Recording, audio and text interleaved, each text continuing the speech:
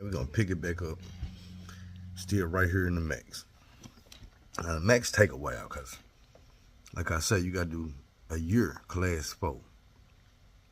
Now the thing about the max is, you get these bars like that. So every day when you come to your cell bars, you got a person to the left, a person to the right, mostly. You might be in their corner. In this case, you're gonna have somebody right here, somebody right there, and somebody right here. And probably these other people. Because you're in the corner, y'all can hear each other. Now, if you're on that flat wall, like in the middle wall, you're just going to have that person on the left and the person on the right. If you're down here on the edge, then you're just going to have that person to your left or that person to your right. But the thing I'm saying is, this is who you got to talk to every day. Every day. It don't change. You're going to wake up and goddamn me, killer going to be right there every day. To kill the fuck up and go to the hole, or you go to the hole, and one of y'all get moved or something.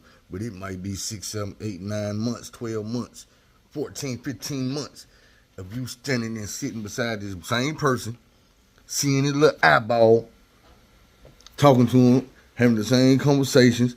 You know all about his kids, you know all about his mom, you know all about his charge, you know all, y'all ain't got shit else to talk about. You know everything he done did in the junk, you know who his homies is. You know who he fuck with, you know who he don't fuck with, you know what officer he got them he be wanting to fuck with, who he trying to holler at. You know if this nigga beat the dime or not. You know what I'm saying? Because you got to sit here and talk to him. It might be a time you talk to this nigga and you look over and you like, man, this nigga over here standing in the door beating. You know what I'm saying? It be all kind of shit. I'm gonna tell you another thing you tripping nigga out. The way I barracks is, like I told you, be at your cell and like that wall over there, that's where the TVs is, so you looking straight out or you looking at the angle at the wall. Now up above the TVs is like a catwalk in the wall where they can come in the wall and walk through there. I don't know what's in there, but it's a catwalk. So you got windows where they can see out of that wall in here, but it's just a little spot where it's big. It's about as tall as goddamn me a person from the knees up to the head. So you can really see across to the other barracks, but it's so far that if you ain't got good ass eyes, you don't know what the fuck you seeing. You see some shit. Like if you see guards over there, you see a fight or something, you see some shit going on, you can tell what it is, but you ain't gonna always know exactly who it is or whatever. But the guards now will creep up there every once in a while to the catwalk and try to see what we got going on in our cells. So niggas be on the watch out for that. You really can't sneak up there because we gonna see your ass. But you can get slick if you got good ass, good glasses or binoculars and go to the other side, to the other barracks. And be posted up on a tier like this. And the police do that shit. You see them over there. This how they get you though. They're called for shakedown. You feel me? They'll come in and holler shakedown. Everybody get to hide and shit, trying to send shit somewhere. Thing is, they already got an officer or two that been posted up in the other barracks. So now they watching who going where to move shit out their cell, what cell they sliding into, who sending mother, you know what I'm saying, the fishing string or fishing line down to this cell, where the juice going, who got. They be over trying to scope and nigga had the people watching like, hey, they watching. You ain't gonna stop them because you still trying to get this shit about your cell or whatever you gonna do. Sometimes they come in and holler shakedown. Ain't even no shakedown coming. See if I can adjust this light, man. Shit got crazy for a second. This shit did, because we gonna do that anyway. Yeah, so it's like, man, time just passed back here in the mix. Now, Marco Polo, he been gone. Marco Polo been gone. I think Big Dog, when Big Dog came in, I think Polo was gone. Now, you get two barracks porters, the daytime porter and the nighttime porter. But when Big Dog came in, Big Dog was like, that was just our porter. That's the only dude we started seeing from then on. Big Dog was straight, though. Because Big Dog will run shit, but he ain't going to let you run him. He'll do some shit for free, but he ain't going to do too much for free. You know what I'm saying? He gonna fuck with you, he gonna chop it up with you, he'll let the guards know he don't be on the whole ass shit. Dog ain't trying to extort no nigga, he ain't trying to take nothing from no nigga while they locked in these cells, can't get to him. He just on some real nigga shit, handle his business, make his money, goddamn me. Y'all supply their hooch, I'm gonna help y'all make it, keep me drunk. That's Big Dog.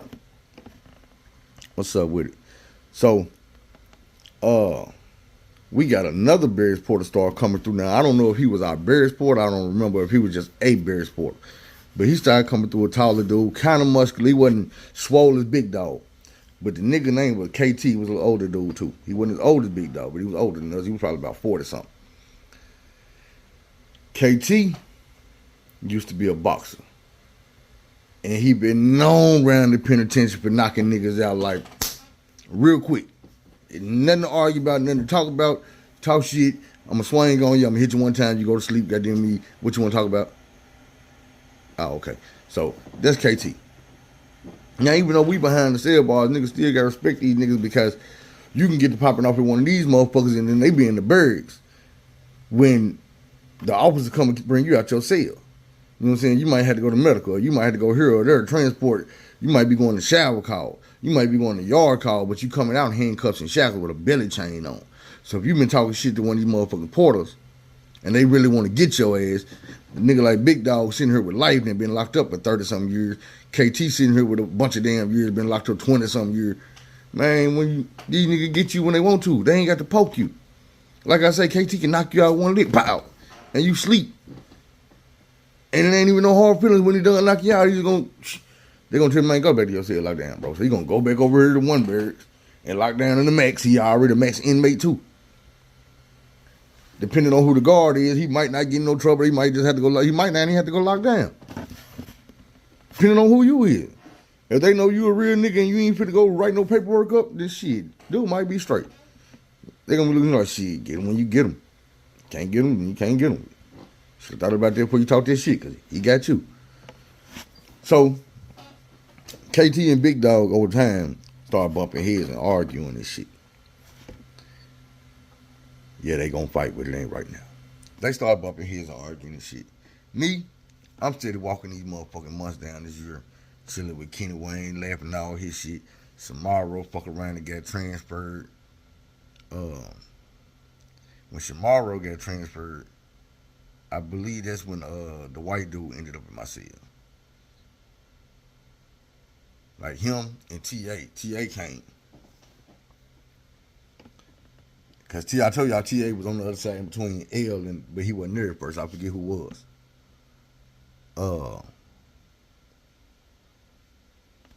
So them niggas ended up leaving. The white dude came. Now the white dude, like I told you, dude was crazy. Dude used to play with me all the time. Dude, I used to hate that shit. It's like I could try to reach over there in his cell and grab him, but ain't nobody gonna be fast enough to get their arm through these bars. Try to reach over here. I'm gonna break my arm over here first of all, cause my arm ain't small. It's just a big ass headache fucking with dude. But time go by every day. Like I say, you in the cell next to him over there, so you got to deal with. And I had to deal with dude. You know what I'm saying? So, dude one day decided he was gonna dash the sergeant, and it messed up. Cause I'm gonna tell you, the sergeant he got, and she was cool. He got the sergeant opportunity. They had all the teeth missing in the front. Now, Kenny Wayne and L used to be on her.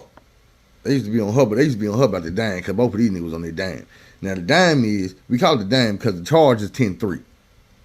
And it's when you be masturbating and shit, you know what I'm saying? So what they be doing is, they be looking at these women with all their damn clothes on, they jacking off on them, and most of them, like, half of these niggas is crazy. They thinking that the woman is wearing these pants for, well, she know what she doing. She put them pants on. Say, bro, get out of here. Your mama pants fit the same damn way when she put them on. Crazy ass nigga. So goddamn me, they be jacking up them now. Some of these women will come by your cell and you playing with your shit, and they will sit there and watch. Some of them sit there and watch until you done. And thing is, as soon as they do it, the nigga who just did it, goddamn me, gonna run to the bars and hey man, they be what? She just watched the show, nigga. She what? So now when she come back and you doing it, he gonna be doing it too. Eventually, you're going to get tired of this shit. You need to start getting rolled up. You You know what I'm saying? Because you can't keep shit to yourself. But I used to tell them all the time, bro, if a bitch throwing money at you, you ain't gonna catch it with your dick in your hand. You know what I'm saying? You think she looking at you now, nigga, she looking at the nigga back to doing this.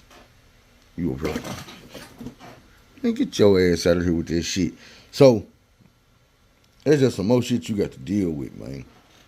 And I'm like, I know I don't talk about it enough, because when you're in prison, that is a very, very big part of your everyday experience.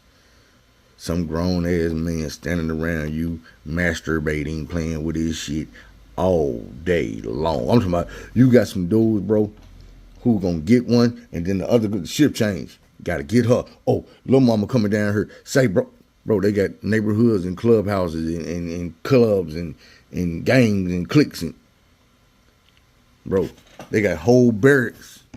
Y'all not feeling me. When I first got to prison, they put me up. They got the whole barracks. It was like 14 barracks, 12 or 14 barracks, something like 13, 14s. But that's what they put them, they call them Mad Jackers. They put the Mad Jackers down there. Now, this was the fucked up part about that. The shower, because at Varnum, we used to have to go to the shower, like a public shower. Ain't no shower in the barracks. Well, that was bricks with showers in the barracks. So, in Varnum, we going down to the barracks and down to the shower. They call the shower the nude beach. Because while all the Mad Jackers are standing at the door. Bro, they had to put two-way mirrors up in their barracks so they can't see out the barracks. Because these fools is at the barracks door all day looking at grown men in the shower. They fighting over the little hole in the door to get to the square. So they could peep when the door swing open and get the little crack. So, man, you jacking off looking at your ankles, man. They don't give a damn what they see, as long as they see something naked. So, you got that going on. Now, in this Max, I don't remember exactly why. I think I had got like class 3 or something. And they moved me. Boom. But they moved me like across the hallway, but they messed me up. Not really, but it kind of messed me up because I'm like, damn. Leaving my dogs, you know what I'm saying? Shamara had already left. I was getting away from the white boy, but I was Kenny Wayne, L, you know what I'm saying? Shorty was still over there. Monster was over there. Killer was gone. They had put the blood dude, the one that was, I don't know if I told you, but they had put the blood dude beside me on this side, the one that was always crying, always sick, something always wrong with him. So it was like, I got away from him and the white dude, so that was all right. So now they put me over here, and in this barracks, I'm going to tell you, 2 niggas I remember from jump. It was a nigga named Big 50. 50 was a blood. He had been down in the penitentiary since he was about 15. Big 50 was like, I'm going to tell you, I think his name is Chandre Humphrey. Now, it was some rumors about Big 50 going around, but they couldn't been good enough because I don't even remember what they were, but it was some dirt. But I don't remember what it was. I ain't know that about the young nigga. And he was grown then, but like I say, I'm not going to judge no nigga for what happened to him when he was 14, 15, 16 years old in the penitentiary with some grown-ass men. But I ain't never seen a nigga on nothing like that. I ain't never seen him outside the Max neither. So, if that makes sense, let's go. The other nigga was a nigga named Boss Mac. Boss Mac, as you can tell, this nigga folks. So Boss Mac was a slim dude, Big 50, big fat nigga, big fat, plump.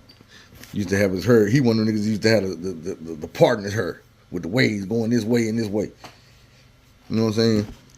Big 50 remind nigga Big 30. With some guys in me sideways way with the part in the Big 30. But Boss Mac, man, that nigga right there, man, this nigga Boss Mac was goddamn me the prototype to DC Young Fly. That type of nigga. And goddamn me Big 50 was the SAC, that nigga, the fat nigga, that always used to come in and fuck shit up. That was Big 50. And that's these niggas' personality, like for real. I'm talking about this is what you got to deal with every day. Big 50 is on the first floor, down there by the booth. About 3 floors away from the booth, by the showers. Shit, excuse me. So, he talking shit to every guard come through. He think he a player. He trying to holler at every broad come through. He talking shit. He woo woo woo. These guards been knowing Big 50 since he was a kid. You know what I'm saying? So it's like they be trying to work with him. Big 50 hell on wheels though. And the nigga can talk shit. I'm trying to tell you. So Boss Mac a little skinny motherfucker, kind of got a lisp. But that nigga right there, you can't out-talk him. Not even me. I know I talk fast, but you cannot out-talk that nigga. You is not going to get a word in. The nigga funny as hell. Everybody going to laugh. You just ain't got no win. You better be on Boss Mac's side. And it ain't like no violent type thing, because I ain't never seen Boss Mac, but he's in the Mac, so ain't no telling what he had did. I probably knew back then. I don't remember. But Boss Mac was just a hilarious ass nigga. It's like trying to crack jokes with Kevin Hart. He's going to look at you for a minute, then going, and everybody around going. So, I'll tell y'all this, and then I'll get ready to end this video. Since I'm talking about Boss Mac and Big 50. It's a white dude that's down here, either right next to Big 50 or a cell over. And I don't know how they got into it, but this white dude, he young. He probably about 24, 25.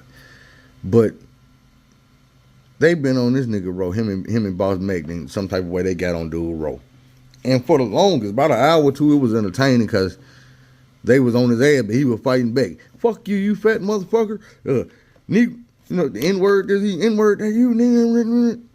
They on his ass. Big 50 and Boss Mac tag teaming him though. And they get to, you know what I'm saying, they get to, yeah, boy, that's why you don't get no visits, you don't get no mail, you ain't got no family out there, don't nobody love you, don't nobody care about you. You been there all this time, I ain't never heard you get called out for visitation. I'm right beside you. I ain't never heard no mail come to your cell. They walk past your cell and don't stop for nothing but a tray. And you don't get no commissary, no none of that, boy. You don't get nothing but that tray. You stay this, you's a state baby. They get talking about that, what they call them, state baby, when you don't get nothing. All you getting hygiene and indigent. Nothing else. You get the free envelopes and free paper and free meals, and that's what you're going to get. It's free TV. 3 hots and a cat. You know, they tell people like this, say, bro, you came to prison on purpose. I know you did, because you ain't had nothing going for yourself out in the world. You probably were homeless. You needed these 3 hots and a cat, bro. Penitentiary saved you. Like, they would drive you with that shit, bro. I'm telling you, a nigga would get in your head. You got to think that you already locked up. You already going through something. Every day, all day, you going through something. You feel some type of way. It's a new issue, a new problem. From the smallest to the biggest thing. It might be one of your parents that died. Or it might be you got a toothache and you've been putting in sick call slips for 2 months. And they not helping you. You can't go to Walmart. You can't go and be like, hey, bro, let me get one of them. Let me get one of them and pop one of them. Ain't no going to the gas station and getting that in the middle of the night. No, bro, you in there just suffering. Crying, face throbbing, neck throbbing, chest hurt, back hurt. Don't know what to do because you got a toothache that's just like that in a cell where don't nobody give a fuck. Where the guards ain't even coming by to hear that shit. And when they do come by, they gonna tell you, say, bro, you want this tray or not? Man, I got a, bro, do you want it? Says 16, refuse to eat. 17, you want this tray? 18, 19, tray. 20, check out. Bro, you still at 16. That man down here on 2021. He not coming back. They gonna come back and get the trade. Guess what? He ain't give you one. He say you refused it because you was steady asking for something for your tooth. But that's prison though. See, they'll tell you all the shit about, you gotta think about, bro, it's simple shit. It ain't always the guard in here beating your ass. Everybody don't get their ass beat by the guards. But you all always be in a situation where you need something from one of them bitches and they not gonna do it. They not gonna move. They not gonna bat a motherfucking eye. They not gonna listen. They not gonna get up. None of that. You see what I'm saying? Now, if it's a situation where somebody dying, yeah, they might brew, call the code, come running, jump on something, whoop something, beat something, spray something. But, bro, what about the dude who done lost 5, 6 teeth off in this motherfucker and he can't eat? Because he can't chew his food. and he got to go to the free world dentist and get some dentures. What about him? You see, that should be a priority because dude can't eat. How long can he live? Y'all not gonna order him no applesauce up here, but like I say, you in a situation where they don't really give a damn about you. So, with that being said, Buddy was in one of them situations where the police already ain't helping him. He in the max in a one-man cell. He trapped in here with his thoughts. Not only is he in here trapped with his thoughts, but he's trapped in here with the thoughts that Big 50 and Boss Mac is putting in his head. And the thoughts that they putting in his head is, don't nobody love you. You don't got nobody. Boy, I ain't never seen you get no commissary. You never seen you get no mail. You don't even get a letter around this bitch. Nigga, the police won't even write you back. You can't even go to sick call. You down to about your 2-perk. Boy, don't nobody give a fuck about you. You might as well delete yourself. You see what I'm saying? You might as well delete yourself. Go on, do it. Dude arguing back with him. Y'all ain't talking about, my mama love me. Ooh, my mama love me, my girl. Oh, you got a girl? Oh, don't tell me you got a girl. Oh, he had a girl after y'all. Y'all heard this? That man say he had a girl. I ain't never heard you ask for the phone. Like I said, you don't get no mail up in here. What you mean you got a girl? Bruh, we went to bed. We like I said, we were entertaining for a little bit. But then it got to a point where it wasn't entertaining no more. Where it was like, we just wouldn't want them to hear that. But Boss Mac and Big 50 playing off each other. So long as they laughing, it's all good. A couple more idiots in the birds is still going, but man, I'm tired. I went to bed. Man, I woke up, all I heard was the guard screaming. He done killed himself! He done killed himself! I ain't dude down here that hung himself with the bed sheet. You think Big 50 and Boss Mac gave a damn? Nope. Another notch on their belt for them. They were bragging about this shit for weeks. Now you really can't get into it with them. Now you really can't try to joan with them. Joan is what we call ranking, the dozens, cracking jokes, you know what I'm saying, whatever. You really don't want to join with these niggas no more because the first thing, oh, nigga, you remember what, nigga, I made the last nigga kill himself. I made the last one kill himself. Man, say, bro, you think that's something to brag about?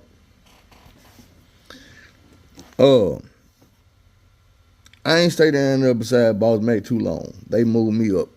But the day they moved me, I'll never forget this. I had a little bracelet. I don't know where I got this bracelet from. It was my first piece of little jewelry I started having. After the shit with my ring and watch, I had a little bracelet. And I had the joint, it was like a magnet, like you held together with a magnet. But it was like chrome and black. So I'm sitting there, I'm chilling, I'm chopping it up. And Captain Jack come to the door, Captain Jackson. He come in the birds. So everybody, Captain Jack, let me holler at you.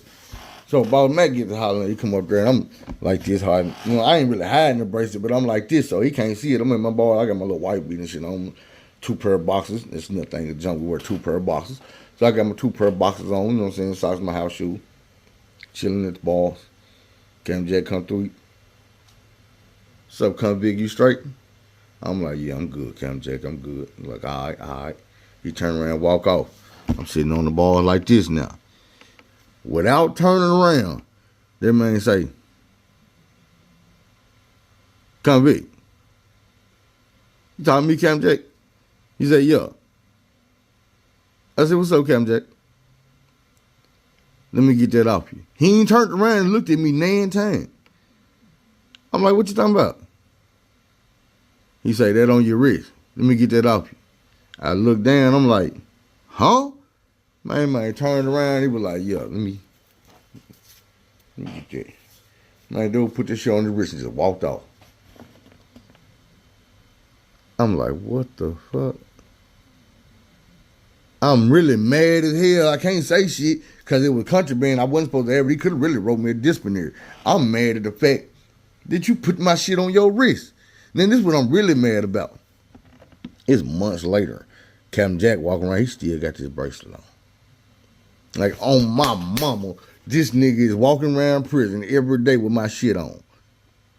Like, dude, long after I got out of prison, Captain Jack probably walking around prison with this inmate bracelet on. Yeah, I took this on convict right here. Say, man, nigga, I was behind closed doors and the ball when you took that shit. Even if I wasn't, you probably would have got it. But I'm just saying, act like you did no tough shit, nigga. So I ended up moving away from dude. Now I'm gonna say this name, Squirrel. And I'm not sure if that's dude's name. But they put me back in the corner cell, y'all.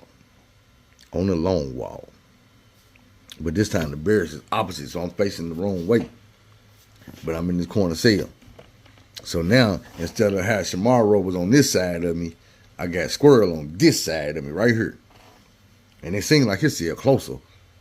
Just for some reason, like this nigga cell a lot closer than me and Shamaro cell was. But Cub was cool. He was from Texas, kind of light-skinned nigga. He had a life sentence for a murder. He told me this story. I can't remember, man. I wanted to remember Cub's name because Cub was a real nigga too, man. But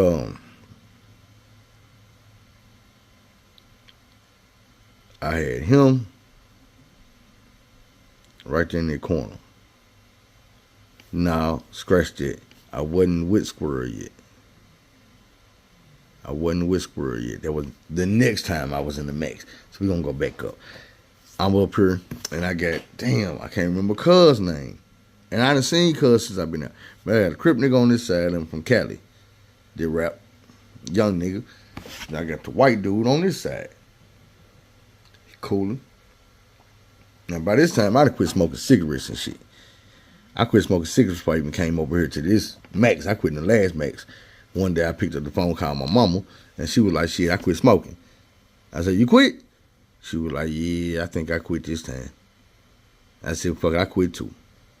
I went 11 months, no cigarettes, just because my mama told me she quit, I was done. So, I'm up here. Now, when I'm up here, names is coming to me. Man, I can't remember this dude's real name, but Nino from Mark Tree. Man, if anybody know Nino from Mark Tree, holla at me. Lil D from Osceola. I know Lil D. Lil D still had a life sentence. But Lil D from Osceola, that was a real nigga. A little bitty nigga, but he was a real nigga.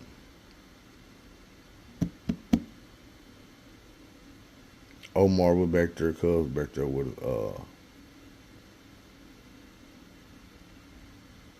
Anyway, so I'm back there, and they put us back there for a minute.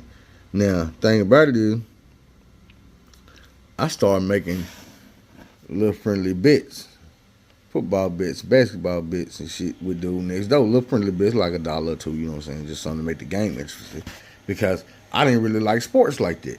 So I'm like, man, the only way I'm gonna watch it is if I got something on it. So I started watching basketball and football, gambling, making a little money, because I was beating this nigga. So once I started beating dude, that hyped me up. I started playing the tickets.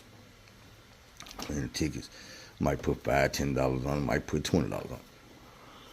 So one time I come through, and I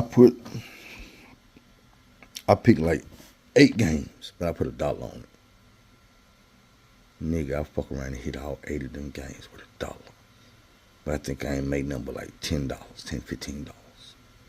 And it was only because I had put $1 on it. That's when I was like, nah, boy. You gotta start putting that real money on it. So, we gonna break down on this next story. Gonna be my first gambling phase. Like my first gambling, I went through 2 different gambling phases. Both of them turned, I ain't no gambler, but both of them turned out good for me. And in the next video, I'm gonna start my gambling phase, and I'm gonna let y'all know it's gonna be some shit. Boy, it's gonna be some shit. Y'all gonna see. You gonna see. It's gonna be some shit. The gambling gonna turn it up. So, you know what I'm saying, man? We put the end of this video, and I'm gonna tell y'all like this, man. Do it the long way, not the wrong way. Do it the long way, not the wrong way.